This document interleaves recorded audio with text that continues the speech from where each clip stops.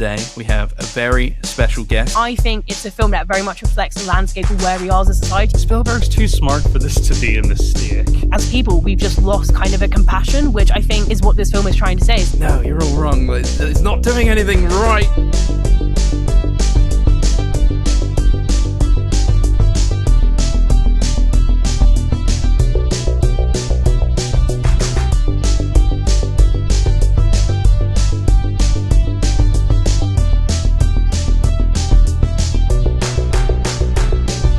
Hello and welcome to The Film Angle, a podcast where we dive deep into the latest releases and unearth the classics to better our cinephilic curiosity. I'm Alex. And I'm Kris. And today we have a very special guest who we wanted on the podcast for a little while now, Aaminah. How are you doing, Aaminah? I'm good, thank you. How are you? I'm very good. For our audience that doesn't know you, Aaminah is a writer, a film fan, a cinephile. You love to chat and write about all things film and TV on Instagram and TikTok, where you can be found at Aaminah Through the Screen. That's your Instagram and TikTok handle there. I would also say you're probably the busiest film fan in London. I think that's how I would describe you. I think, but also somebody who fully makes the most of living in London and being a film fan as well. You're at all the events all the time. It's always fascinating to see where you end up, Aaminah. Thank you. I do feel like I spend a lot of my time outside the house, even though I'm paying London rent. Yeah, yeah.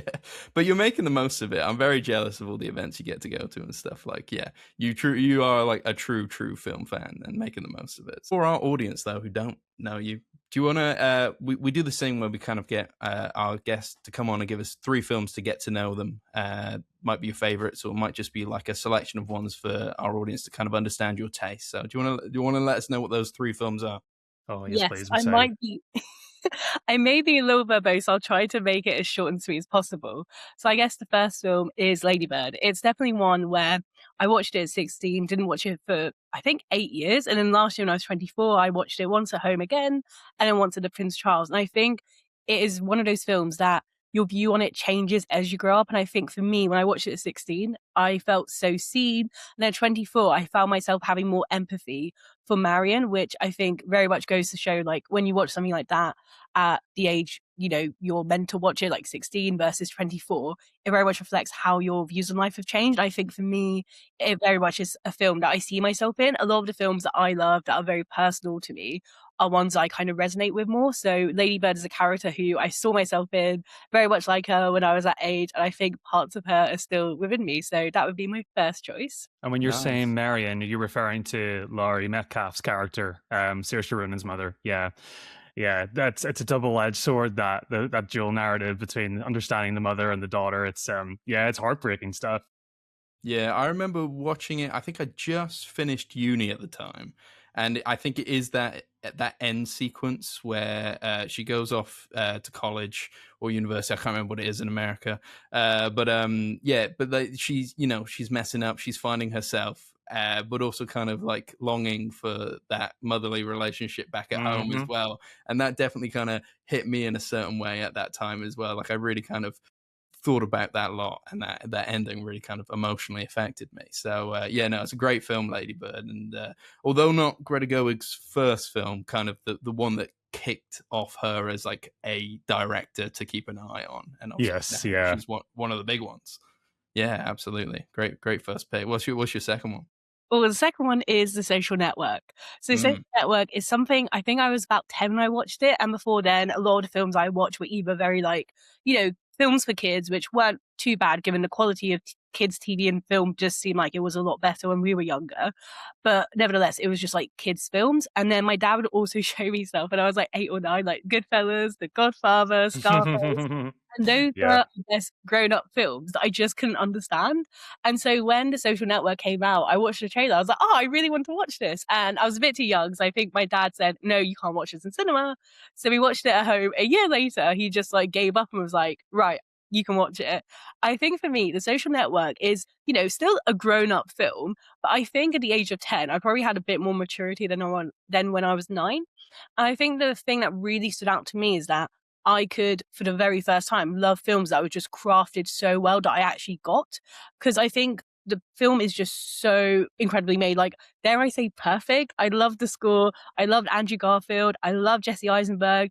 I love Justin Timberlake. And I think everything about that was just mesmerizing for me. Like, I remember watching it, I was like, I couldn't believe films could be that good. Like, I had watched stuff like The Godfather, which is incredible, but I just didn't get it in the way that I got The Social Network. And what I loved about it is it very much leaves, even though it was very much to me a character's kind of study, a character film, it very much leaves that, I guess, judgment as a viewer to you. Because I think, there are some people who came out of it who really like idolized, looked up to that kind of tech CEO archetype. And there are other people who came out of it and just really hating him. So I think for me, it was just that kind of interesting film. And it actually got me to think about film and cinema in a kind of more mature way.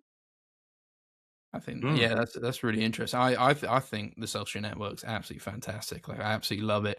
Like, from obviously Fincher being like one of the great directors, Aaron Sorkin being one of the great writers, coming together to make this like amazing film. And then I remember when I watched it as well, I had like a very similar experience to yourself, where it's kind of like everything here is working. It's so expertly crafted, and it's a film about Facebook. And I think at the time I wasn't aware that you could like make a film about something like that and make it as interesting as it was. I remember as well very much falling in love with Andrew Garfield during that film. And I think not long after he was announced as the new Spider-Man, and I was like, that was it. My kind this is my generational. Yeah. I think that was it. My love affair with Andrew Garfield just started at that point. Being a massive Spider-Man fan, I was like, this is the perfect guy. It'll be interesting to see like how it's been so many years since I've seen it, and I had the same response to both of you guys whenever I first saw it, but how that's matured now that the landscape has changed, and also with the new kind of film on the horizon, and then directed by Sorkin this time. He's got a little bit of like I think he's a good filmmaker, but he is better in the writing department. Did really love Molly's Game. That's a great film. But yeah, it's going to be interesting to see how they handle it, because there's a lot more sensitivity this time, and how that underplays or how that improves the original. That'll be interesting. We don't want to ruin one of Aaminah's favorite films of all time. So no. How are we feeling about have we all seen the Social Reckoning trailer? Yes. Yeah. How are we feeling about it? A little nervous. I think for me, I am someone who absolutely loves Jeremy Strong, so I have no doubt that he will fully encapsulate Mark Zuckerberg. The clip, I was like, he is definitely going to be the standout for me. I did have a little difficulty hearing Mikey Madison in the very first sentence. I had to watch it time. It became a little bit of a meme for a bit, didn't it? Yeah, I know. I remember I showed it to Emma. I was like, what do you think she's saying here?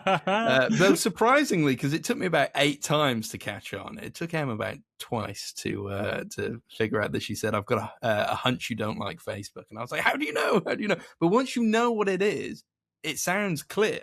It's like that blue dress, white dress thing. It's like, as soon as you know, that's it. It doesn't change. You can't change it. That's a relic reference if I've ever heard one. Probably at the same time Social Network was coming out. Actually is true. Probably is. Yeah. But yeah, no, it hasn't got the potentially it hasn't got the flair. Like visually maybe wasn't looking as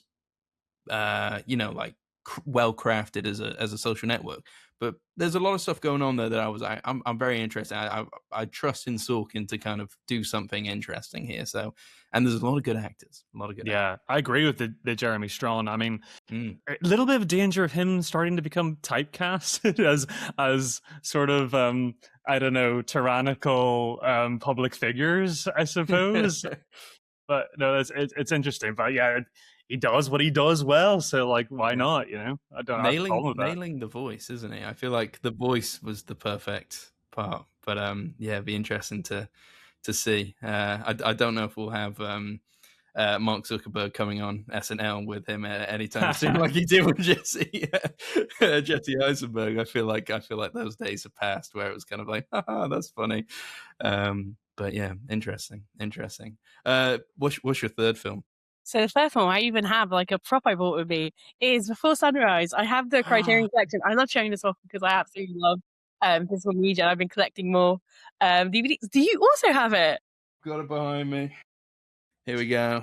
There we are. I also own it, but it's downstairs and I'm not getting it. Run, Kris, run. So I think for me, when I first watched it, which was last year, I watched it at the Prince Charles in a back-to-back marathon with Whoa. Sunset and also Midnight. And I remember being there and thinking, oh my God, how is Richard Linklater such a great writer? And then I found out later Ethan Hawke and Julie Delpy had some kind of involvement in writing some of the lines for, I think, Sunset and Midnight, maybe also for Before Sunrise. Mm. And I think for me, like, I am a sucker for really cute meet cute, so that obviously captured me in. But what made me stay with the film is how beautifully it gets people. I remember watching it, I was like, oh my God, because I watched like Hitman before, I watched Boyhood when I was younger, and then when I watched the Before trilogy, I was like kicking myself for waiting so long to watch it. But I was so glad my first experience in the big screen, because you could hear people laughing, you could see people get very emotionally affected by the film. And it kind of reminds me of, I know, like very silly late night conversations I've had with friends, especially at uni, where you're talking about life, and I study politics. So a lot of the times we would have very late night discussions about the state of the world. And I think that it felt like there was like an air of importance to those. I think a similar thing in Before Sunrise, where they talk about love, life, and also the state of the world. I remember when Julie Delpy's character Celine talks about fascism, I was like, oh my goodness, I feel like I've said a similar thing on like a date. You're like, oh no, and this was back in the 90s. Nothing's changed. Yeah, it's honestly, they are kind of like, I think it's my favorite trilogy of all time. I will definitely put Before Sunrise as one of my favorite films of all time. When anybody ever talks to me, I absolutely adore that film.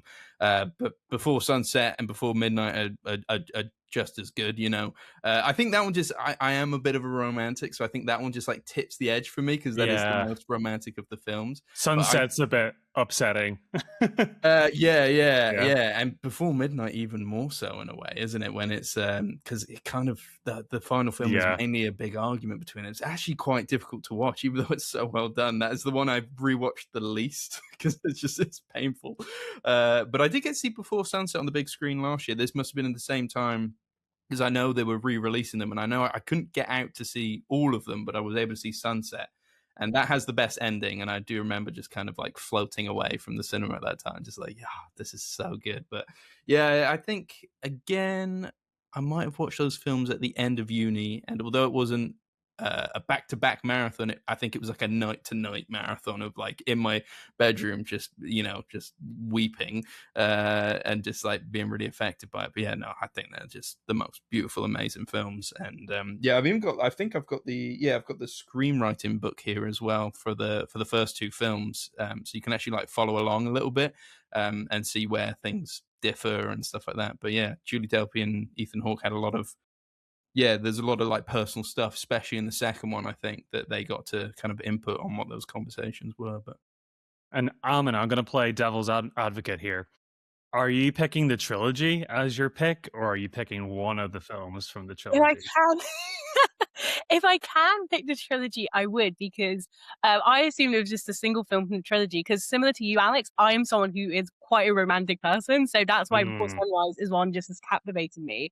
But I think similar to you, like Lord of the Rings, The Godfather, Before trilogy, those are my favorite trilogies of all time. So I would choose a trilogy, because I think it's also one where I'd be keen to revisit certain films at different stages of life, because it feels like a lot of people I've spoken to who are a bit older, they've talked to me about how, in the 90s they were teenagers, now they've rewatched it 30 years on, and their view of the films has changed. So I'd be interested to see if my answer changes on like what my favorite one is in, say, like 20 years time.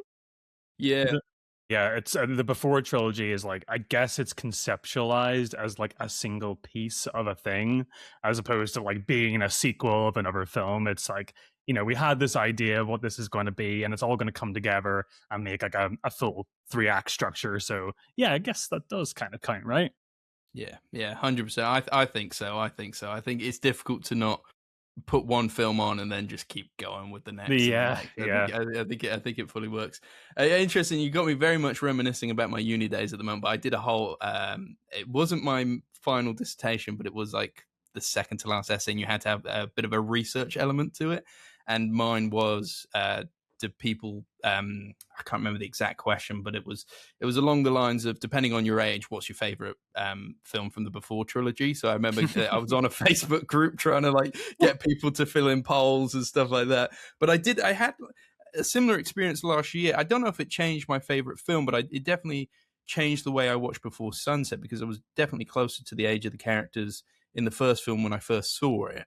And then now, being in my 30s, I'm closer to the age of them in Before Sunset. Yeah, it definitely changed the way I watched it. It was, I don't want to say like a slightly more painful experience, but like a more relatable experience, maybe. It was, very interesting. It definitely does change, but yeah, I still don't want to revisit Midnight. No, the first film is so full of hopeful naivety, and you know that the sun is going to set on the first film, and that we it's an impending doom that this is going to end at some point. And then Sunset's just the realization that we aren't perfect, and everybody has to see that in themselves. Nobody's perfect, even though how well-meaning we are. And it's the sobering nature of Linklater's films in general, just how marbled and how non-black and white human beings are, and that's what just makes his vision so special. Oh, it's incredible movies. Would you guys want a fourth? I know they've already passed the 9-year mark.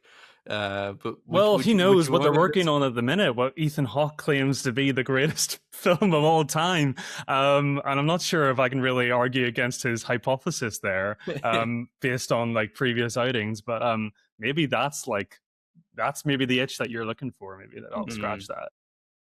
I don't know. Would you want a fourth, Aaminah?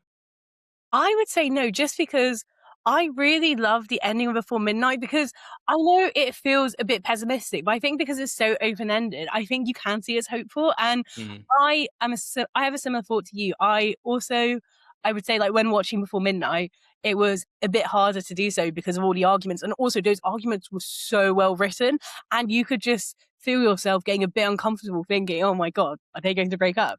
And I love the ending where they just like sit and try to recreate their first date, because I think you could see it as a very pessimistic, oh, he's trying to reignite the flame, or you can see it as as a very optimistic, hopeful kind of second chance. I want to believe they're still together. I think maybe that's why I want a fourth. And I imagine this is what people felt like when they first watched Before Sunrise. It's kind of like that 9-year gap, not knowing if you were going to get a second film. I guess everybody was like, yeah, they definitely meet each other. They definitely do this. And then, yeah, I guess now you don't have that, do they, don't they question. But I guess we have a little bit of that with Midnight. But I like to believe they everything gets figured out. Happily ever after. All good. I just want to make sure. I just want to have the fourth to make sure it's definitely after. I'm too invested. But yeah, no, those are great films, Aaminah. Thanks for bringing those along, and hopefully our audience gets to know your tastes a little bit better now. But before we jump into the rest of the episode, but yeah, we have a big review of Disclosure Day coming up. But Aaminah, you have recently come back from the Cannes Film Festival, so we kind of wanted to talk to you about that, because we want to know this festival season. What are the films that we should be watching or keeping an eye on? Because hopefully, both Kris and I will both be at the London Film Festival, touch wood, this year. And a lot of the films that could play out through the festival season kind of get there in the October time. So was there anything from Cannes that we should be keeping an eye on? There's quite a few. So I'll start with the one that was like my absolute favorite. It's All of a Sudden. It's Hamaguchi's newest film, and it involves a director of a nursing home who's trying to implement this new humane technique for treating their patients called Humanitude. And there's a bit of resistance because a lot of the nurses don't have the time. Adult social care, as it is across many countries, is just overworked, understaffed. And she's trying to do that, got the kind of barriers to implementing it. And then she meets a terminally ill Japanese woman who very much changes her outlook on life. The reason why it's definitely my favorite is because it's 3 hours and 16 minutes, a bit about like nursing home politics. There's a 1 hour sequence, which is probably one of my favorite sequences of the festival, where it is just Virgine's Efiya's and Dao Okamoto's characters just like walking around Paris, talking about life, talking about capitalism, talking about art. That actually was quite engrossing filmmaking. And bear in mind, this was probably my second day at Cannes, and the day before I had a 5-film day. And so for me to kind of still be captivated by it, I think is very much a testament to the film. And I think also the film is so beautiful and compassionate in how it treats its characters. Because when I first when I was watching it, when I saw some of the nurses just like very much against this humanitarian techniques, I was like, oh, how like horrible of them to do so. And then as the film progresses, actually like, no, there are like multifaceted ways to see this, because you see like this nurse who's very like a vocal advocate against it, because, you know, she's concerned that it's too much pressure, too much time. And there's a really beautiful sequence where Majean's character and also the nurse's character just like have a little kind of Q&A, which is really a lovely kind of, I guess, insight into like this nurse is a very good nurse because she's been there for ages. The other thing I think I took away from it is that it's a very peaceful film. I think given the heavy themes around like death, around also like dementia and Alzheimer's, because a lot of the patients in their care home are elderly who have like difficulties with their cognitive abilities. I think it's a very peaceful film in the sense that it really shows the kind of transformative impact of art not in a similar way, but in a way that Sing Sing for me also does kind of show off that transformative way of art and how it can affect people. Because there's really lovely sequences when they start getting the residents to do more active stuff as opposed to just sitting in front of a TV, where it's a very funny and silly sequence where they're like touching each other's feet. It doesn't make sense now, but when you watch the film, I think for me, I did think it would win the Palm, although the film that did win the Palm, Fjord, is one that I also really love. Okay, interesting. And like, sorry, Kris. No, you go ahead. I was going to say, how does it compare to something like I didn't see his previous film, but I did see Drive My Car. Yes, same. Which also was a bit of a slow burn epic, but then like in those kind of final sequences, just like encapsulates the whole experience and just almost becomes a different film, or like recontextualizes the whole film, or at least it did for me. How does it compare to something like that? And also about a play as well. Yeah. Yes, there is a play inside the film, which actually when her character watches it, Marie, the director of nursing home, when she watches it, she's blown away by the kind of tenderness of it. And then on the film, I would say for me, the first third of it is actually the strongest of the film, which is something that I felt about a couple of films of Cannes, where I was like, the first third of the film, the first half of the film is just so much stronger. And that's not to say the second third and third are weak, because that's absolutely not the case. But the final third of the film, it's very kind of, I would say it's a very kind of slow burn, very gentle, contemplative part of the film. Interesting. It's quite a long film again, right? 3 hours and 16 minutes, which is why I was surprised going in. I was like, oh, okay, this is like one that everyone's been wanting to get tickets to. I actually didn't get tickets to it initially, but I kept refreshing throughout the day, got a ticket, cancelled one for another film. And I came in and I was like, okay, this is 3 hours, 16 minutes. Your other films today are 2 hours, 30. You've done a 5-film day. Try not to fall asleep. And I did not fall asleep. I was actually just sat up, just very much. I think it's very much a film that is it's about like loving life and laughter. Interesting. It's a very kind of affirmative film. Like, I came back out of it thinking life is so beautiful, and it's really nice. Like, you're at a film festival, you come out of a film that's incredible, and you come out, you're like, oh, life is so beautiful, life is so great, and you notice the colors around you, like the sky, a lot more. Oh, that's really lovely. Sometimes the length is not like, I've never really been a stickler for length in a film. If it's good, it's good. But if it's bad though, you have to like buckle up for quite a while. But like a film like this, and I think Drive My Car was like that slow burn too, where it's just like, just give me more. You're actually justifying your length here. 100%. I'd love to know, like, obviously we'll talk about the other films as well, because you mentioned Fjord, but we should probably talk about the whole experience of Cannes as well, like having a 5-film day, doing all of that. Like, I urge our listeners to go and seek out Aaminah's videos on the topic as well. I think you made a really couple of kind of like the highs and lows of Cannes, which are really interesting. But like, how was that experience of going to like the biggest kind of named film festival in the world? It was quite nerve-wracking, if I'm going to be honest, because I was only there for 3 days. It was a kind of a thing where going into it, I was like, oh my goodness, you're only there for 3 days. You've got to maximize your time. So I did stuff like having a 5-film day, which, London Film Festival, I think my limit has been maybe 3 films a day. And so going in, I think there were like, as you say, highs and lows. I guess the high is there's a really nice festival atmosphere. It feels like London, right? It's very much concentrated, like the Waterloo area, and like everyone in the Waterloo area isn't going to London Film Festival, whereas Cannes, because it's so tiny compared to London, it was such a kind of collegiate spirit. Like everyone you saw was either like a local or someone going to the film festival. Like all the shops had the poster for the 79th edition of Cannes in their shops.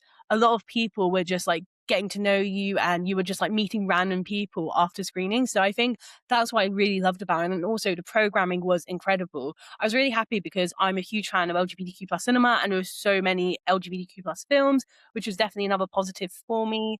And then the other thing I think was definitely a positive for me is the fact that the 3 Day in Cannes program was just a very like, not only was it an accessible way to go if you don't have any industry connections, but it's also a way where, you know, you have group chats where you get to know each other. I spent so much time with a bunch of people I met through like WhatsApp, and we had so many great discussions about film, and then also spending it with my friends because I stayed with a couple of friends, and there was one morning where our schedules all aligned and we were going to the same cinema, but for films like 10 minutes apart. So we just like took it easy. I think it was like our last full day there, and we just walked over half an hour, and it was probably the most peaceful start to my morning, because on the lows of it, I think because you're there for 3 days, you feel so stressed out because it's like, oh, everything's been leading up to this moment. I've been so looking forward to this. There's so many great films. I won't be able to see them all. So it's like, oh, what should I do? And so for me, I chose to do a 5-film day, but then I'm looking and I'm seeing other people who are like queuing up for premieres, seeing stuff on like the midnight kind of and like evening screenings and like the red carpet. And I'm like, oh, should I be doing that? And I see people who are just doing this like 4 film stuff all the time. And I see people spending hours getting to know people at the beach. And then I think it's very much like, in comparison, is the thief of joy, because you see what other people are doing. And the whole time I was there, I was like, I felt simultaneously like very happy, very elated, and very much in disbelief that I got to go to Cannes. But also at the same time, it was actually quite stressful because you're only there for 3 days. You want to fit so much in. So I think it's something that I would definitely do again. And whether it's a 3-day program, whether it's like the cinephile program, I would definitely want to go again. But I would change my outlook on it, because my outlook was very much like, see as much stuff as you can. But it sounds very silly, but like watching films can be tiring. And after the 5-film day, I went home and I was in such a rubbish mood. I remember on the bus, I was like, I'm always such a chatty person. And me and my friends, we were staying in an Airbnb together. Our films had finished at like similar times. That morning I'd eaten like, I think maybe a croissant, got like a crepe in the middle of the day. So like 7 a.m. to midnight, that was all I had to eat. My water had spilled in my bag. And then we had to get like McDonald's, but obviously our accommodation was a 20-minute bus ride away. So it was like 12:30 a.m. I'm eating cold McDonald's in my room, and I'm thinking, up again at 7. This is not how I wanted to end today. You're like, this isn't the glamorous Cannes experience that I thought it was going to be. Well, speaking of the glamour, I guess like the public perception, you know, what my perception years ago would have been of Cannes was just like the formality of it, the red carpet events, you know, everybody looking stunning and very intimidating. Is Cannes intimidating? Because I always got that sort of sense from it. Like, as you talked about the accessibility being a lot more, you know, like you could actually do your own thing a lot more than you expected to, and there's a lot more versatility. But was there still that little bit of like a stuffy air, or was it just like, no, you know, you can see past that and make the experience what you want it to be? I think it's definitely one where you can look past it and make the experience what you want it to be. But I guess because of its brand, it is so intimidating. So my first day, I was just like, and also I think for me, my experience was only a little bit different because the 3 Day in Cannes program, they have their own kind of screening. So I was always like very contained there. I went to other cinemas to experience them, because there's the IMAX screen, which is where I watched The Birthday Party, and I was captivated by it. But a lot of the people in the screen were like press. I guess the kind of way I felt about the red carpet screenings was that I didn't want to do an evening one because it felt very stuffy. It felt a bit like these are the people, like the cast and the crew. All these important people are going to it because it's quite hard to get a ticket to them. So instead, I did morning screenings, which were morning red carpet screenings, similar to like London Film Festival, how the first one is always like the premiere with like the cast and crew. The second one, you might get cast and crew, it's not guaranteed, but it's like a morning screening, very accessible. So I still got to walk the red carpet, and you also do get to take pictures, which is nice because in the evening ones, you can't. So I didn't want to do an evening one because I couldn't get a ticket for one. And then the other part of it is, there were some people queuing up for like 6 or 7 hours for the red carpet. And I was thinking, I'm here for 3 days. I'm not spending 6 Like, if I have that time to spare, I'm either sleeping or seeing a film. Like, Look, quite honestly. anything for the portfolio, though, right? Yeah, that's amazing though. It does sound like a lot of fun, but it does sound like after 3 days it just goes, and then you're just like in pieces probably at the end of it. But you got to experience it, you know. If you're not going to turn it down, are you? No, I'm gonna be like, no, I don't want to go to Cannes. No, you got to do it. You got to do it. And yeah, I remember doing a 4-day, no, a 4-film day at London, and I was absolutely shattered by the end of it. So yeah, 5 days plus, you know, all the traveling and being in a foreign country as well. Like it just sounds like a lot. But I'd love to experience it one day. I'm trying to figure it out how we can do it. But yeah, we'll maybe Kris and I will be there next year. We'll see how it goes. Try my best. I love crepes. It's fine. Yeah, exactly. I recommend you a place, because after a full day of like watching like 3 films, then having a break, I was like, I need to eat something. And a friend and I went and got crepes. It was like I think it was like one of the only proper meals I had that wasn't like from a convenience store or wasn't from like McDonald's or like a pan au chocolat. So I can definitely recommend to go. I do. Maybe next year. Let's what did I say? Handful. Let's talk about a couple more of the films, shall we? You mentioned Fjord. That's probably one of the biggest ones I think coming out of it that I had an eye on, because you've got Renate Reinsve in it, and she is busy at the minute. She is very busy at the moment. Norwegian film, am I right in thinking? In the title, I guess. Yeah, Fjord. I mean, you're right there. There could be fjords elsewhere that I don't know of. Yeah. Yeah. Is it a Norwegian language film? I assume not. So most of it is in English, and there's some dialogue in Norwegian because obviously Sebastian Stan doesn't know Norwegian. So it's mostly in English, and there's some. So that's why when I think about Oscars, I guess thinking ahead, I think there might be some controversy about it in the kind of international kind of category, because a lot of it is in English. Yeah, gotcha. And it features a bit of a moral conundrum. Am I right in that? Thinking that? So it's about Sebastian Stan and Renate Reinsve's family. They are 2 parents who are very like conservative, traditional kind of Christian family. They have 5 children, and they've moved to her small hometown in Norway because his parents have died, and they need someone to help their children because she also works as a nurse. They get settled in, and you can see in like little bits and pieces that there is like some cultural differences between them and their neighbors. But then when their kids go to school, I think it's a PE teacher who spots a mark on their daughter's, what's her name, Elia's back. And the school's child protection officers, they question her and the older brother, Timothy, because the younger children are, I think they're around like 6, 5, and there's 1 baby. So the older 2 children look like they're in teen years. And then the children, Elia and Timothy, they admit to being physically harmed by their parents. And so that triggers an investigation by Child Protective Services, and then simultaneously a court case around, whether they should be punished. I think it's a very interesting thing because it feels like this is a film that has encaptured like a specific moment in time, similar to films like Eddington, COVID-19, and The Drama, which is very much about growing up on that era of the internet, and also Mountainhead. I feel like those capture specific points in time. So I think a film like this could not be made because in the quest of like wanting to get their children back because their children are taken away from them, Sebastian Stan's character Mihai, he gets like religious, conservative influences involved, and so you see like a little sequence where he's showing off a video, and it feels like one of those like those right-wing like videos where it's got like a thumbnails, like a very one like to provoke outrage, and it feels in that kind of landscape where you're seeing the court case play out, and also the kind of debate whether it's like morally okay to hit your kids. Because I remember I actually did write a full review for this. I remember Googling like how many countries have outlawed it, and it's just over 60, so about like a third of the world, I guess, or even a quarter, around that kind of mark. So for you, it's like one, like The Drama, where you're meant to sit there and form your own opinion, and at the same time it's very much like, how do we allow cultural differences and religious differences to be used as a justification? Because Sebastian Stan's character is Romanian, and there's a point made that, Romania is very different to Norway, which is very liberal. So I think for me, Sebastian Stan and Renate, they are both incredible in it. And for Sebastian Stan, I think it is a career best performance because he is such a reserved character, and it would be so easy to make him like a very shouty man. But I think when he gets angry, it's so much more impactful because it's not very shouty and you don't really see them hit their children. So you get to form your own kind of assessment on it. And I think they are a match made in heaven because it would have been very easy to write her character as a very kind of weak, meek woman compared to him, especially with like the context of like traditional conservative families. But she does have her own opinion. She disagrees with him. And I think more than anything, what unites them in that kind of quest to get their children back is the fact that they want their children back. They don't think they've done anything wrong.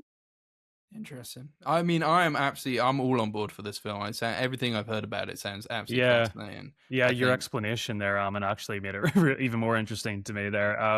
Yeah, it's really good to hear that Sebastian Stan is still knocking out the park because he is just becoming such a fascinating actor. Actually, I'm starting to get convinced that a few more pictures and he could be a generational actor too. It's just the versatility and the willingness to throw himself into anything and accomplish it is just, it just speaks volumes. Who'd have known he was wasted?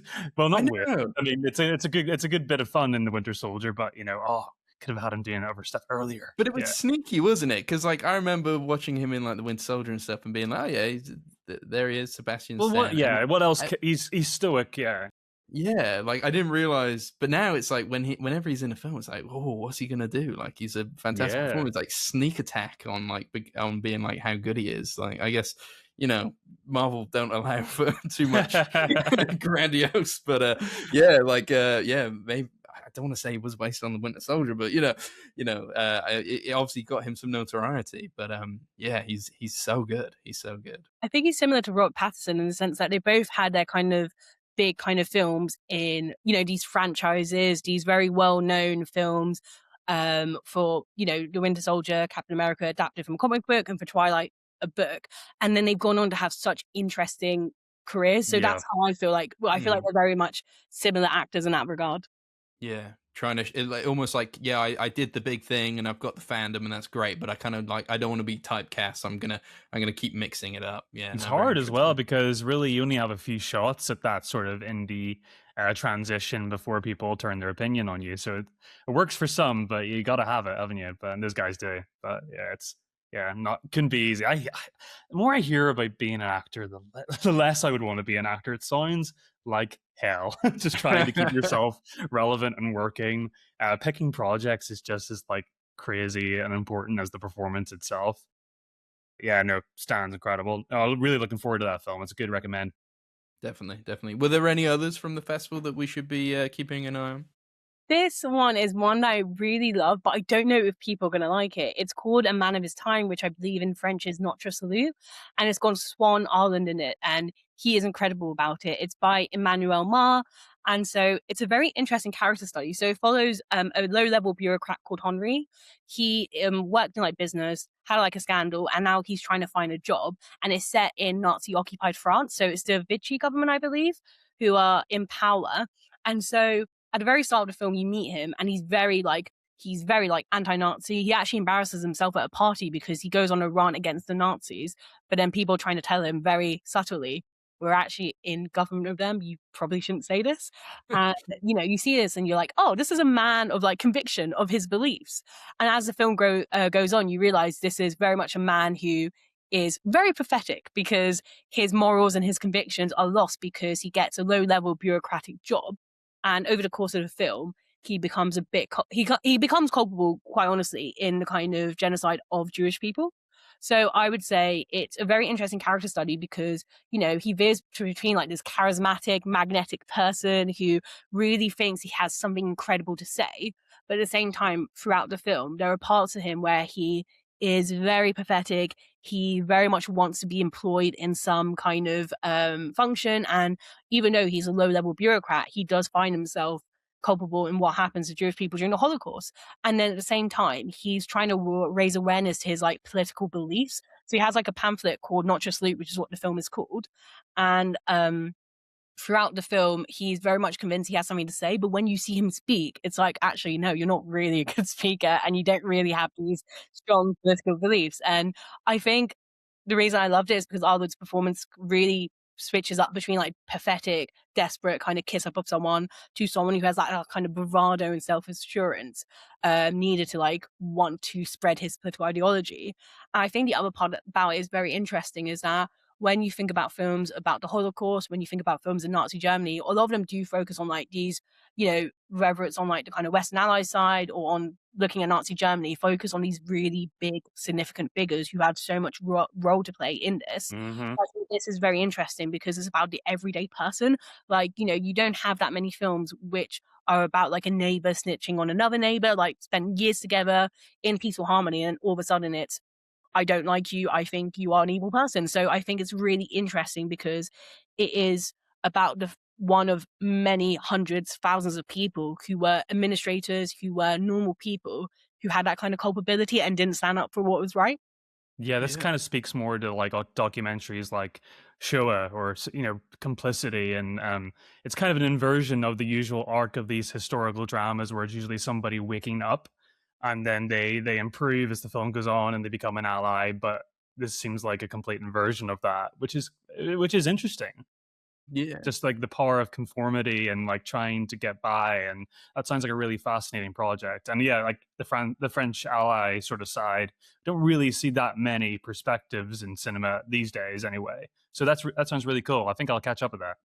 I think Yeah. it's one of those films, oh, sorry, that is very much a slow watch. So it's about 2 hours and 30 minutes, and it's all about bureaucracy in Nazi-occupied France. So it's one where I was like, Granular I detail. enjoyed it, but I don't know if we'll have that kind of mass appeal, or something like Fjord, which I definitely know will premiere. I think similar to a drama, it will have people divided and talking, but it won't really be liked as much. Yeah. It'll be interesting as well, and like probably the one thing that's kind of like drawing me towards it is like a film about the rise of fascism, you know, in kind of the World War II era, that isn't about the war itself, and more about kind of like the people behind the scenes, and how the rise of fascism kind of like brings itself to be. That sounds really interesting. I'm all on board to catch that film. Absolutely, yeah, that sounds really interesting. Yeah, no. What an amazing time you must have had at Cannes. That's some really good films there, and thank you for sharing them with us. I think they'll be on our list if they come to London, right, Kris? Yeah, I'm just thinking about, you're saying 5 films a day, and it's not just the act of watching 5 films a day. I'm just thinking about the films you've talked about and how much of a different wavelength they all are. It's just becoming, you're like living 10 different lives in a day, and it's the mixture of emotions that's got to be the exhausting part, more than the actual paying attention. Just switching into different zones, and then yeah, that's the beauty. That's the double-edged sword of going to a film festival. A lot of fun, but you're ruined by the end of it. I don't tend to be a bit depressed. I don't know about you, Alex, but at London Film Festival, there's some days I'd go home and just feel very heavy. And it's like, oh, but you watch. Like, I remember there's one day that I watched, it was just an accident, Hamnet, and then I think it was After the Hunt, back to back. And I remember thinking, why do I feel so sad? And it was like, there's a reason. It was like a similar thing for Cannes, where there was like a fun film that I watched, but most of the films I watched were very like deep and like very much like a meditation on something. Yeah, absolutely. I remember so this wasn't last year, but it was the year before, and I think it was like it might have been the second to last day. So I'd already done like quite a lot of films and I was doing like 5-6 days in London, I think. And it was an early screen, like a really early morning screening of We Live in Time. And I remember I had a big gap between that and the next film, so I decided to go back to my Airbnb, and I was like weeping on the tube on the way back to the Airbnb, and I was just like, I'm so tired, I'm so sad, but like I'm also having the best time. It's such a happy movie. What are you talking about? Yeah, I know, that one really did get me. That was like, you know, you just kind of like stumble out the cinema and like, nobody talk to me, nobody look at me, please. But you do definitely deal with some heavy themes, but do you know what? I also I love that whole experience of kind of film festivals, or at least with the London one, especially after Kris and I have had a couple of bad cinema experiences recently.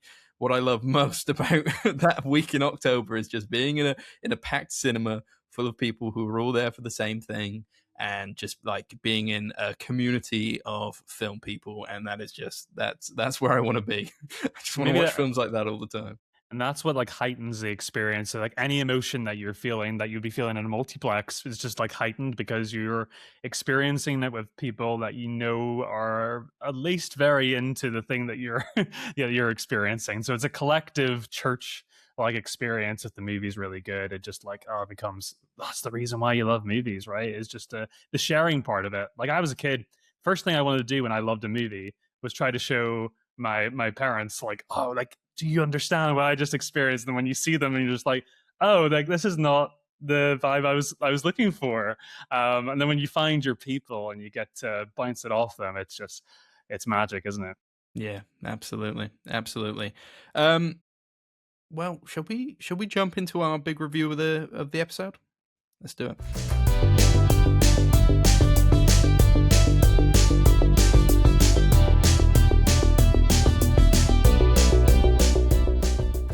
Disclosure Day, the latest film by Steven Spielberg. Kris, I feel like you're very eloquent with film descriptions. Do you want to let our audience know what the film's about, and also we will be spoiler free for the minute, but we'll let you know when we go into spoilers. I have not prepared for this whatsoever.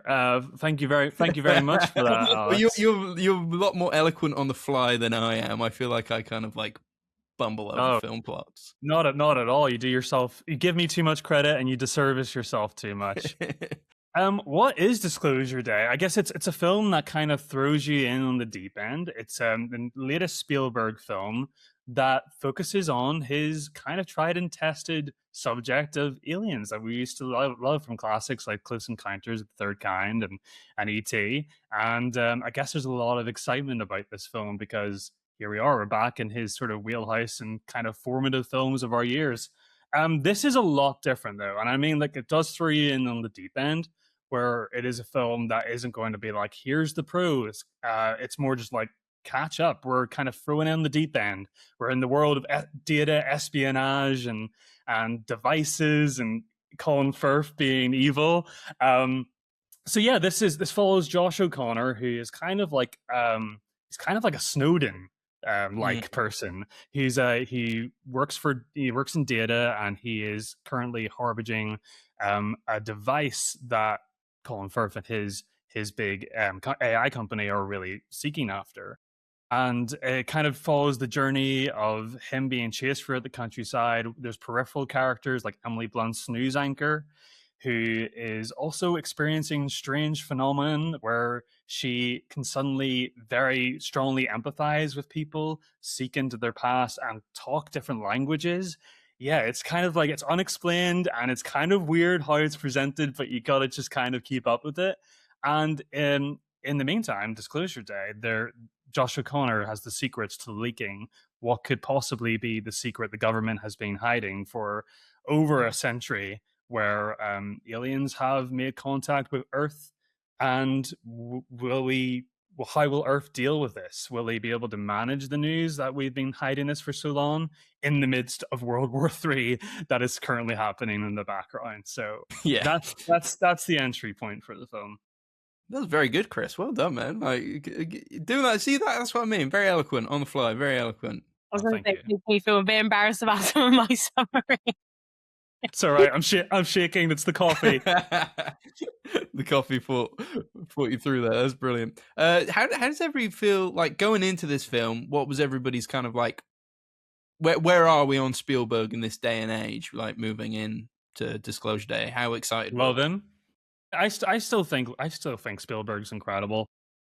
I had a really strong visceral reaction to I love old Hollywood musicals, Aaminah. So like whenever he remade West Side Story, which is one of my favorite films of all time, I was really nervous about that because I just thought like, oh, he's never made a musical before.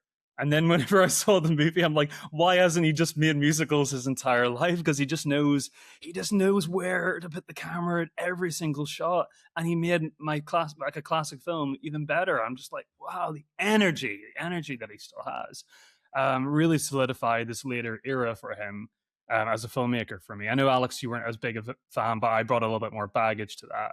And that film is just grossly underseen. I love Bridge of Spies. I just think he's still he's still got it, and he's experimental and having fun still. So going into this film, I was excited, but I still haven't watched a single review of Disclosure Day. I want to keep this experience for myself because it just, everybody's got an opinion about a film like this, and I'm just worried that like my experience will be muddied. So I kind of just kept, I'll go in, I'll see, like, you know, I'm expecting like a competent movie. It's Spielberg at the end of the day, but I'm also not gonna, you know, raise my expectations to a sort of unreasonable amount. That's where I kind of was coming into this movie. I think I was kind of similar. I think Spielberg's been great over the years, and obviously, you know, in his early days, fantastic. I think he's still a very solid filmmaker, and I really adored the Fabelmans, his previous of film, course, his most personal film. We saw that together, didn't we, Kris? The Fabelmans. We did. Yeah, we did. That was a great time. And I think Disclosure Day, intrigued by the trailer, was interested going in, had no kind of like preconceived ideas. I'd probably seen a few more reviews than you, Kris, where it seemed people were like loving it, or there was a bit of a mixed chatter in the background. But apart from that, I was quite excited. What about yourself, Aaminah? I would say similar thing to Kris. I absolutely love musicals. So West Side Story, I treasure it so much because I agree with you. I think it's such an exceptionally crafted piece of cinema. And like you, Alex, I absolutely loved Fabelmans. It's definitely one of my favorites from Spielberg because I think for a long time, his were the first kind of films my parents like introduced me to. And they're films that I go and see in the cinema because I think when I watched like the trailer for this, it was quite interesting because I think you can kind of get that this is like a kind of espionage kind of thriller. But I think it's a well done trailer in the sense that some of the twists and turns that the film takes, I wasn't anticipating because I think the film does a really good job, and not the film, sorry, the trailer does a really good job at not revealing what happens in the third act. And I also am someone who, you know, loves all the actors and actresses involved. Like, I love Josh O'Connor so much. I think he's had a phenomenal year with, you know, recent performances he's done since like, you know, challenges. I think the lineup of his filmography has just been incredible. I love Emily Blunt so much, and I think for me she was definitely the standout of the film. Yeah, I think I would agree there. I think I would agree. How do we feel about the film? Like, so let's go through the film a bit, shall we? I don't want to. I don't want to. Yeah, all right. I'll go out. This there is exactly what Alex was like when he walked out of the screen. I will just check it out there. All right. I'm sad to say, and I didn't want this to be the case, but I did not love this film. I did not vibe with it brilliantly. But you know, I'm not gonna tear it down too much. I hope you are I love allowed. Spielberg. You are allowed to tear it down if you want to. No, because I part of me almost wants to be convinced. It's a safe space. I know, like nobody wants to say that a Spielberg film didn't work for them. Yeah. You want to come out feeling elated, and if that didn't work for you, that didn't work for you. It didn't work for me, unfortunately. But let's just go through the film. Let's chat about it. All right, the film jumps you straight into the action. How do we all feel about this? Yeah, with the wrestler punching the screen. Yeah, it was a really good way to start the film, actually. Like, literally Spielberg being like, here, bam. You're in this film now. I didn't mind the fact that we, as an audience, were playing catch up with the film. It really drops you in it. I thought that was quite interesting. I guess where it kind of lost me in that sense was I felt a little bit frustrated at times that we weren't kind of revealing much as we went along. And I kind of wanted more from the characters, like more, don't even know if it's like revelations or anything like that, but just like, I just needed something more. So I felt like I was learning something new about the characters as we went. But in terms of the film at the start, you know, it wasn't clear from the start that I wasn't going to like it. I was very much in, you know, what's going on? This is a whistleblower story. I'm liking this. But yeah, I feel throughout the film, there are just times when I was like, I kind of know what's going on. You need to give me a little bit more and stop being so elusive. But I don't know if anybody else felt similar to that.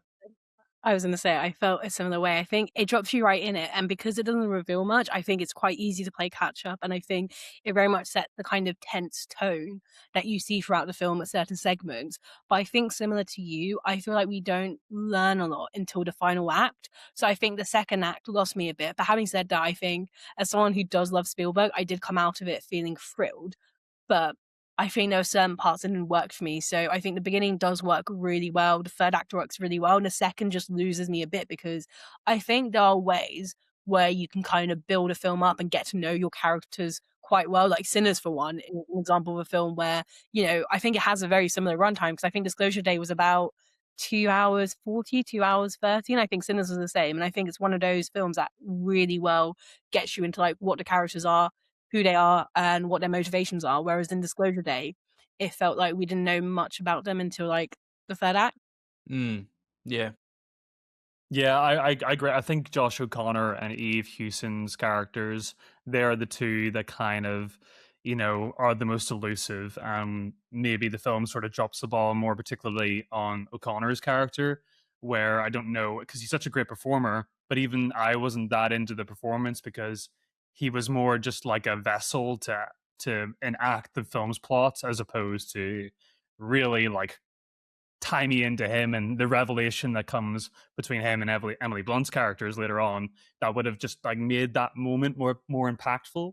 I guess like if I can say something, I say my initial feelings, my primal feelings when watching this film were mostly a mixture of intrigue, admiration for the way that Spielberg makes movies, and they don't look like any other movies. Really, they really don't. Maybe that's just the lens flare, and there's plenty of that in this movie. And then the sort of unspoken emotional heft that I felt later on, unexpectedly. And this is sort of why I haven't really read any reviews, and why I was excited about hearing both of your opinions today, guys, is that I had a little bit of an emotional response. And I think the magic of the film is that whatever your thoughts and feelings are, the experience that you take away, even if that's positive or negative, it is bespoke to you. Like, so I give the film a lot of credit for that. I think all of us, when we came out, our party the other day, we all felt slightly differently about it on different spectrums. And it's kind of like a really great puzzle. It's a film that sort of reveals itself to you, and you are rewarded for sticking along for the ride. And what I think the movie was saying to me was that we live in a world that's sort of dangling on the string, on the brink of self-collapsing.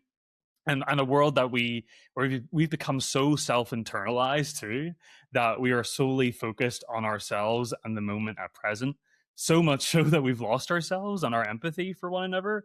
And then on the other hand, I also think the film is speaking to like human ambition, like how bad people with money will always want power and to advance us beyond our means. It's very in tune to the time that we live in, and that we as a race should be careful about what we wish for, because maybe when the aliens do come along and they are in possession of information that's privy to too much for us to handle, basically. So I think we'd either be too responsible with the information that we'd get, or it would just implode our little minds. And I think the film has kind of told me to stay in my lane a little bit and just kind of focus on the people that are around you, because I think it's a really, you almost forget about World War III in this film. It's like a background thing that reminds you sometimes. And I was trying to think, Spielberg's too smart for this to be a mistake. It's almost like we become so self-focused on ourselves and our situation that we become apathetic to others around us. It's almost like a film of like little family dramas, and all the stuff seems to be happening in the background. I don't know, just like the thoughts are kind of there. I haven't fully compressed them into like. No, I think that was really, not to blow smoke up your bum, Kris, but that was really well. Like, I've been struggling with a lot of the people who have been saying like this is like a very empathetic film and it's a film about hope, and I was like, I'm not finding that. I'm not getting that. I find it cold until the last act. But I think you described it like you've actually kind of contextualized the empathy and the hope for me there in a way that I'm like, oh, I guess that is kind of what the film was doing, but it didn't get me in that way on that first screening. I'm not confident. I don't think it's a defined viewing of it. I think Spielberg's giving a lot of people space, more than usual in his films. It's very unlike him. I think that's the thing that's confusing people, is that he is uncharacteristically giving you a lot of breadth for thought. Which surprised me. I'm like, maybe it's not my favorite Spielberg film, but it definitely provoked thought within me for the whole duration of the time, and I was leaning in. And I was intrigued, and I enjoyed the puzzle of it. And I kind of there's je ne sais quoi of like sort of the last 20 minutes, just kind of, I know what he's getting at here, and I don't know that it's coming across perfectly, but it's really well felt, and he's such an emotionally intelligent and very, very sympathetic filmmaker that it just came across really well to me. But I agree with you. I think characterization is the fault, and if that was there, it would have been such a great film. Yeah. I think we are dancing around spoilers, so I think we should get into spoilers in a second. But aliens! Yeah, no, well, you have said aliens. We know there's aliens. But I don't know if you want to, if you had any spoiler-free thoughts before we could just jump in and be free and dissect the film. I was going to say, again, not to blow smoke, but I do really agree with your read of the film, because when we get into spoiler bit, I think we can get into it in more detail. But for me, Emily Blunt's character is very much that kind of vehicle for compassion for humanity. I think another thing that I love about the film is truth. And it's very much like, as you say, set against the context of like World War III. I think in the modern day, like, I don't want to like sound like a positive, but it is so easy to be so apathetic. Like, you know, we've gotten used to it.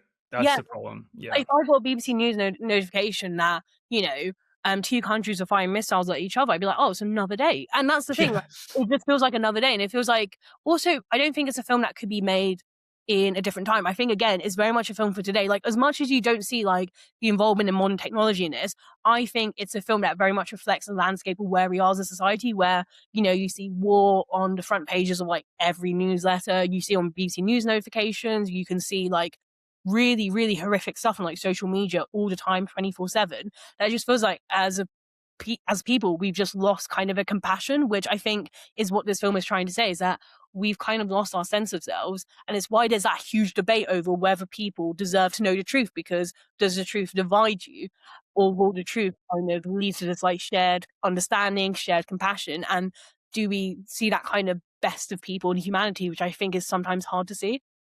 That's a really good point. Yeah.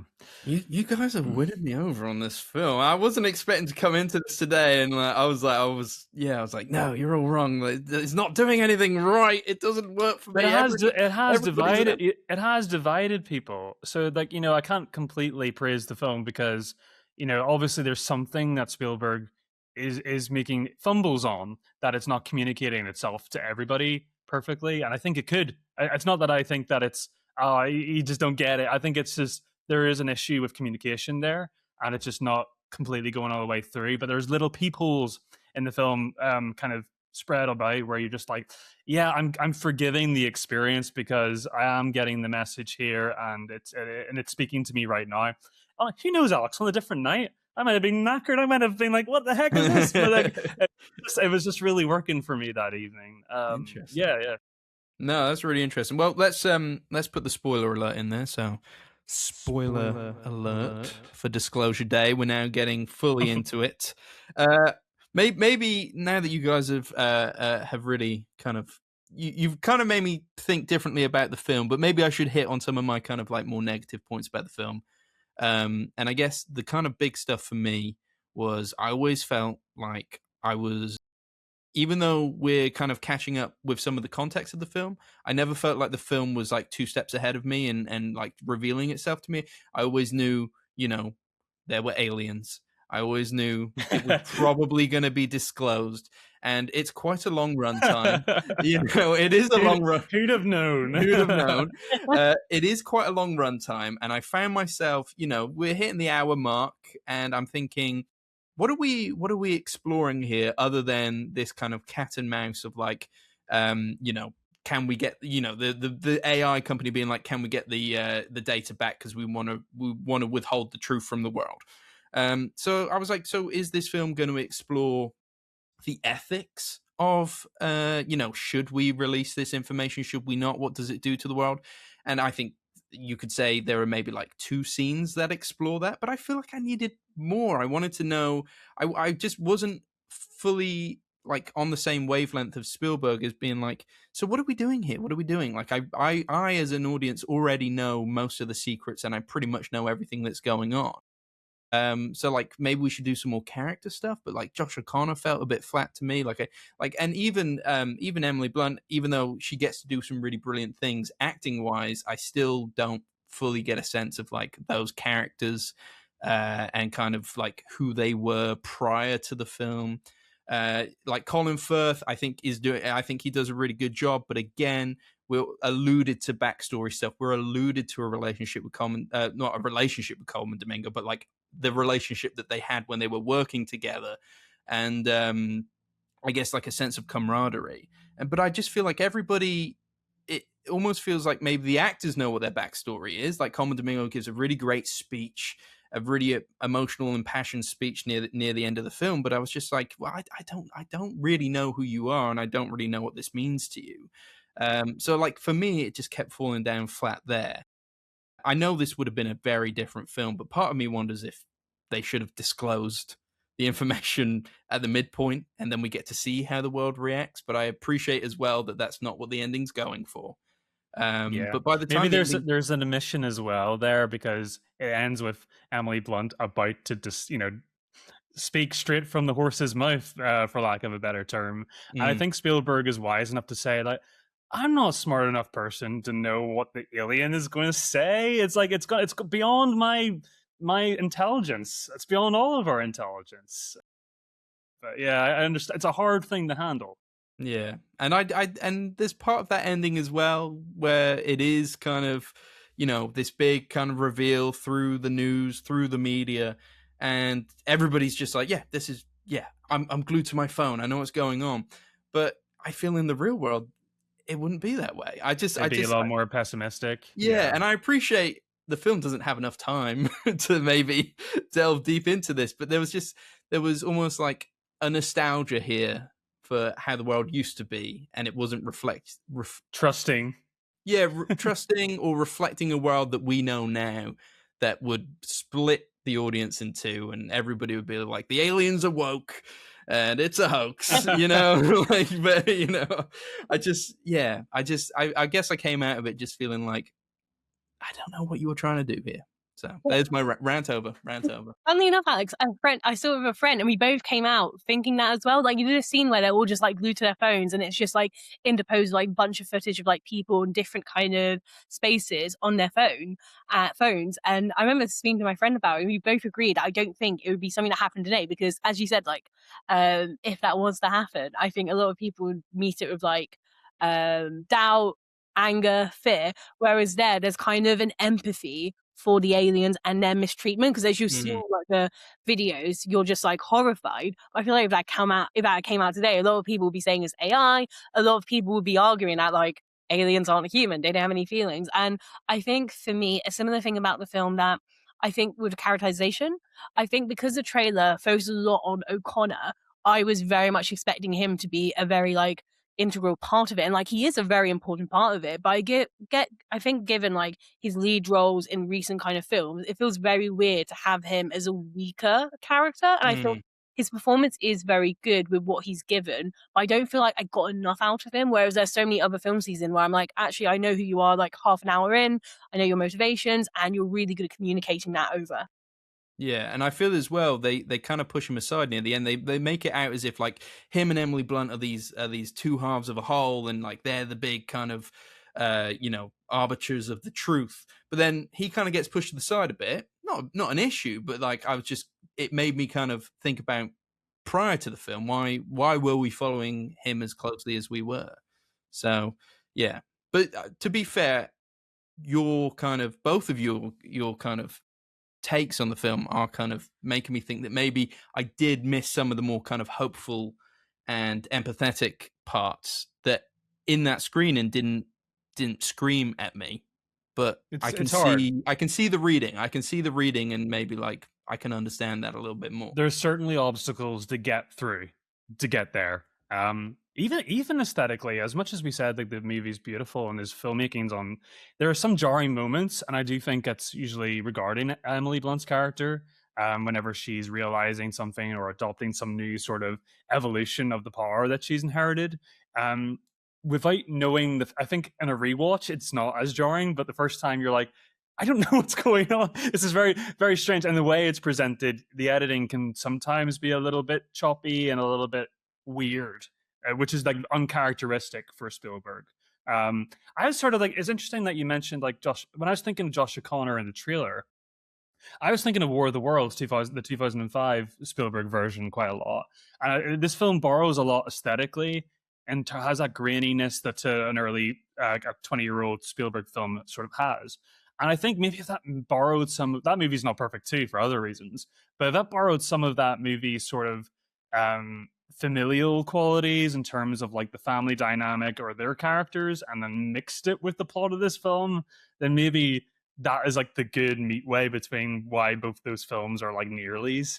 If you just like sort of mesh those together a little bit, because like I remember War of the Worlds having some moments of real like horror, like real moments where as a kid when I watched that in the cinema, I was like, I see the tripods cresting over the hill while they're all trying to board the cruise ship, and I'm like, this is really scary. This is like something primal in me is like feeling like I feel like a little vermin trapped in a little trap right now, and I feel so vulnerable. And yeah, I would have liked to explore our vulnerability as a race even further. But yeah, it's good though because we're talking about this and we're not going like, yeah, that was fine. You know, like the conversation's going for 5 minutes. It's spawning like good, meaningful discussions, and I think everybody coming out. A lot of people were negative coming out of our screen, Aaminah, but they were talking. They were talking there. So something's happening, you know? And no one was silent coming out. That's true. That's true. I was going to say on Disclosure Day, it's actually edited by Sarah, what's her name? Sarah Brochard. And he normally collaborates with Michael, what's his name? Oh my God, his name is Michael. Okay. And Michael Kahn is now 96 years old. So it's his first film without Michael Kahn editing it. So I think that's why I did editing, because I felt a similar way. I felt when I came in, I was like, oh, the editing's not really on par. And I Googled it after. I was like, that makes sense. He's 96. He can do it. Come on. Yeah, come on. John Williams was recording a new score. Come on. I was gonna say I really like the John Williams score too. It was nostalgic. It had some of the moments with Colin Firth was like Indiana Jones, like, you know, in terms of like evil guys coming in, they're up to no good. We've got these sort of drums and propelling aspect to it. And then we got, you know, we just called it was kind of like a medley of his movies in a way. It was like, you know, it was definitely more of an accompaniment as opposed to like, you know, it on par with the film. Like we're both speaking to you at the same time. It was more just like promoting the film, but I still really liked it too. I think it's also very interesting that like The Fabelmans is one of his most recent films, and it explores a lot of his childhood trauma, and in like how you like look at Emily Blunt's character, the kind of effect on the trauma of her today, like the nightmares it's alluded to, is very interesting that it then has that element of like child trauma to it. And that's why I think when people come out of it, I'm like, it is a deeply personal film to Spielberg. Like, I don't think it's detached. I think there's definitely elements of his experience, because when the soundstage comes on, they replicated her house. Her reaction to it is very much like fear. It's very much like, I don't want to relive this. And I think it's very interesting that he chose to have that in the film, because for me, I see links between that and The Fabelmans, which is very much like, God, a 2+ hour film, which recreates some traumatic moments of his childhood. Yeah, and even that set itself, I actually find myself really like exploring that childhood bedroom whenever I was watching that. I'm just like, this looks straight out of one of his movies from the 70s or 80s, where I'm just like, oh, you know, he's really, really great at capturing sort of like, he knows children very well in terms of like empathizing or sympathizing with them. And even like using I was very surprised they used a Disney song in here of Someday My Prince Will Come. Using that, I was like, that could have been corny, but I was like, oh, it's just like there's something really like optimistic and childish about him still, and just like this is really lovely and winning me over. Yeah, I'm a little bit of a softie when it comes to that sort of stuff. He definitely was. I mean, he is a very kind of don't want to say corny, but there is like there's a cheesiness to some of the stuff he does. Restrains himself right up until the line. He's just like, okay, right now is the time I pull back on this a little bit. Yeah. And he does like, it is kind of like nostalgia for a Disneyfied childhood in a way. You even have like the animals being there and stuff like that. Were the animals aliens? That's what I need to know. Were the animals? So they were. They were even the ones protecting themselves as animals. That was less scary to Yeah, which solidifies what we were speaking to earlier about our comprehension of what they've got to tell us, because they've like, well, they love freak out, so let's present ourselves as animals in a way that it's like speaking to children and trying to explain a concept to a child, but on this sort of like hyper scale. Yeah. So is the idea there's a lot of them on Earth potentially? Well, yeah, it's kind of vague, but Yeah. you can make an argument. Yeah. Yeah, a lot of them crash as well. They're not very good at driving their spaceship. They're good at everything else, but they're not really good at driving their spaceships. Yeah. But yeah, no, that's interesting. I liked the recreation of the house. It did make me think of what's the Nathan Fielder show? Yes, The Rehearsal. The Rehearsal, that's it. It made me think of that a lot. Hi, Emily Blunt. I've recreated your childhood home. But yeah, no, I liked all that. I think as well. Another element of the film that I liked. See, I have positive things as well. Is the mind stuff. So like Colin Firth's able to use this device to jump into the point of view of other characters and be able to speak to them and look at their surroundings to try to find them. That stuff I thought was really interesting. So I was a fan of that stuff. I thought that was cool. So there's some really good visual stuff, and obviously this film is being spoken about for the classic Spielberg blocking. It does a lot with the camera, a lot more than any other filmmaker ever tends to do these days. It's not a very still film. When they're introducing Colin Firth and he's like framed for the window and everything. So a lot of it's very noticeable, but in a fun way. It's almost like, oh, he did it again. It's great. And when you see Colman Domingo's character for the first time, it's not him. It's through that kind of frame of when they're looking at his employee file, which I think is a very interesting blocking, because you've got Colin Firth right there, and then behind him you've got the list of people and the pictures of them, and you're just left wondering, who are these people? I think there was a couple of times he maybe goes a bit too overboard, that it takes away from the actual story. Like, really? When you start noticing it a bit, you're a bit like, all right, I'm now thinking about the filmmaking. I should be thinking about the story. I think there's a lot of like twists and Yeah, when Josh O'Connor first kind of shows the footage of the aliens on the laptop, and like the camera does like a loop over the laptop, chill out, like a James Wan Conjuring sort of move, yeah.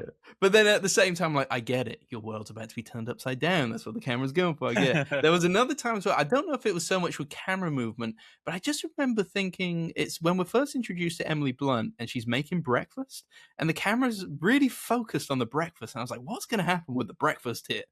I just was thinking that the whole time. Nothing happens with the breakfast. It's like that bit in War of the Worlds where Tom Cruise throws the peanut butter jelly sandwich at the window, and it's like the most perfect throw, and just like the camera just focuses on it. And like, yeah, he does like food. He does bring it up from time to time. Yeah, the Cheerios turning into the hailstorm, like the hail dance or whatever Emily Blunt does at the start with the Cheerios. I thought that was cool. Like, that kind of stuff I really like. I really do like that. Any other thoughts on Disclosure Day, anyone? Just only say one thing. I actually didn't like John Williams' score. I don't know what it is. Oh, okay. I think, despite the fact that I think it's quite an emotional film, I found it a bit too sentimental, especially during some of the action sequences. I remember coming out, and I don't think it's on the same level as this, but I think it's a similar thing like After the Hunt, where the score feels a bit tonally, it feels like it clashes a bit tonally with the themes of the film. But I do struggle with it, because I think maybe it just didn't work for me, even though I'm someone who like came out of it and thought there was a bit of sentimentality, there's a lot of the personal in it. But when I was listening to John Williams' score, I remember at one point I actually did cringe. But his score, so I feel like maybe it's just a me thing.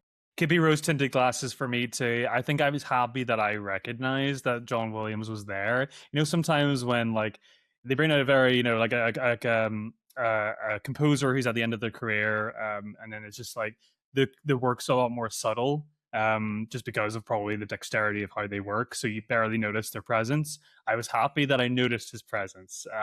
But yeah, I need to listen to it again, because I'm trying to remember the cringy part of it, but I imagine it was there because the film does have it. The film does have those moments. Yeah. I think the first action sequence also the humor is a little bit spotty too. Yes, yeah, agreed. I think I noticed the score more when it was taken away as well. So like that first action sequence, they don't use a score.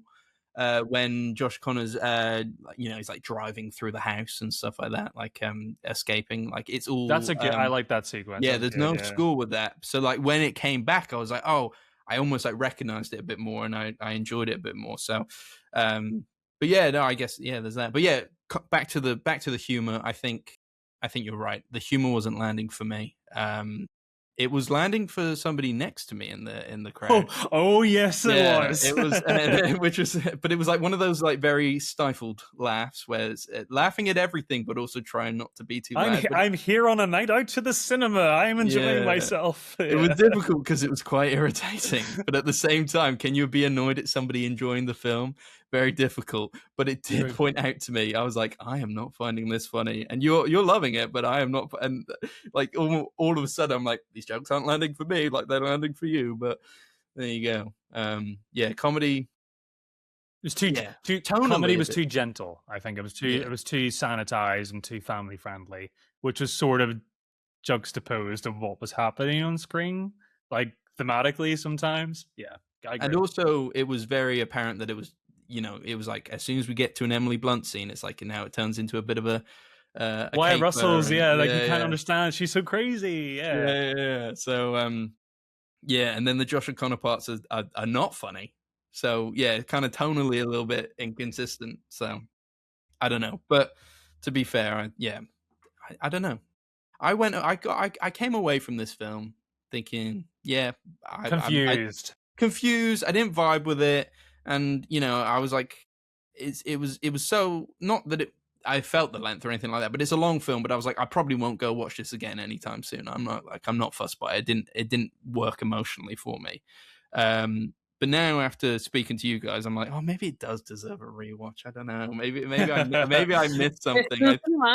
Yeah, like that final sequence with the aliens, it was, it was cool, revealing to the world what we already know, but it kind of worked in terms of the emotional reaction there, even if I wasn't, I wasn't like, oh, I was still a little cold to it, but I could understand it. But then I was a little confused when they wheeled the big alien out. Because I was like, we've already seen the aliens, so like, why is this another reveal? That is a bit like a Jeremy Kyle show reveal at the end. Yeah, and they just got him nearby, and I wasn't 100%. I didn't fully understand, and maybe this was a me thing rather than a film thing. That I was like, so what side is who's had the alien all along? And I was struggling a bit there, but yeah, it was fine. It was fine. I don't know how to wrap this up, but I was like, it's fine. I think, yeah, we all come at it from a different. Well, that's the same thing as when we walked out. I think, yeah. So we kind of rank it. I think Alex, you're the least positive on it, but agnostic and open to revisiting the game whenever you're 50, someday when it's on TV or whatever. Like, you might revisit it again. Yeah, I mean, you're like, I think you're right in the middle, right? You're like. I think there are definitely elements of it that I think are really well made. I think it's a film that I came out very positive about. And after thinking about some time, there are elements that just didn't work for me. But I think it's a thing for me. Like, if I'm in the cinema, I'm seeing like a big blockbuster kind of type of film. I think automatically I will love it more than if I watch it at home, because it's a cinema effect, right? Like, you see something, you see it with a friend or you see it solo, and it just has that impact on you. So I think for me, I actually took off work early. I left work at 3 p.m., used some flexi time to watch it at 3:45 at Odeon Leicester Square and 70mm. So the print was actually really gorgeous. I think I got a lot out of it. But I think someone who's a huge Josh O'Connor fan, I was slightly, and I say moderately disappointed in his character. Undersold, yeah. I think there's almost like, the way I felt about it was like, there was a lot of great actors here, but we've all seen them do better. Like, we've all seen them been used better. And I feel like, and I think I said this to you coming out of the screening, Kris, like, I feel like everybody wants Common Domingo in their film, but they don't know how to utilize him properly. He's so good. But I think the best he's been is Sing Sing. He's underwritten, but he's great. He is good. Yeah, here. Everybody just wants the voice. The voice is great, but yeah, you're right. Sing Sing was just, Yeah, incredible. He's Yeah. amazing in that. Like I need more Common Domingo, but like, please, Not directors. as the Cowardly Lion and Wicked for good. Yeah. Yeah, exactly. Like let's utilize him better. He's got so much range. Let's utilize him so much better. That's He's my quite good in Dead Man's Wire, but again, he's chosen because he's a very suave kind of person. He's got that kind of voice, that deep tenor to him. But I did like him in Dead Man's Wire. Okay. I haven't seen I haven't Dead seen Man's it. Wire, so yeah. All right, there you go. Maybe I'm missing out on a good Domingo performance there. Well, they're all good. They're all good. I want to say that they're all good. So the only thing I can say closing this, if you're recommending this to anybody who hasn't seen it, I mean, like, definitely go see it, because if you've engaged any Spielberg material, definitely worth catching. But I don't know if I could tell anybody that I know, even if I know them really personally, that they'll like the film or not. I really just think it's gonna you'll either bounce off it or you'll engage with it in some way, and it seems to be how the reaction generally is going. So yeah, I recommend it. I had a really good time, but yeah, your mileage will definitely vary on this one. I think I agree. My parents went to go see it yesterday, actually, and they asked me before. They were like, "Have you seen it?" And I was like, "Wait for the podcast." Not giving out my reviews for free here. No, I did tell them that I wasn't so big on it, but they persisted either way. I said that you loved it, Kris, or you liked it, should I say? Liked it, yeah, I would say. Yeah. So they went in and they came out and they said they enjoyed it, or at least my dad enjoyed it. I haven't like it's entertaining, and it does like tick the box of thriller. Like I do. The only thing I did hear about the film going into it that people find it slow. I don't think I found it slow. Like I did feel like I had a propulsion to it, and I was entertained, and I liked the puzzle part of it, and that kept me going for the whole thing. So I think that's probably what people will like about the movie. Yeah. Well, should we wrap that up then? Should we wrap up our Disclosure Day review? Let's close the book on Disclosure Day. Let's close the book. It's a thumbs up from Kris and Aaminah. Is that right? I'm like that. Yeah. Gotcha. And I want to put it down, but I also feel like I reevaluated it slightly in the last hour, so who knows?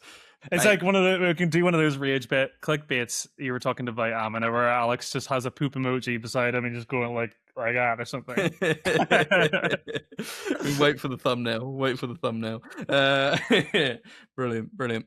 Well, Aaminah, thank you so much for joining us today. It's been really fun having you on. Yeah, thank you so much. Getting to talk about your experience at Cannes and just kind of getting your brilliant thoughts on film. Where can people find you? I know we spoke about it at the start, but tell people what you're up to, where you're at. Thank you both for having me on. I really enjoyed it, and also specifically the Disclosure Day review, because after I watched it with a friend, we just had to process it. So this is the first time I've talked about it in depth.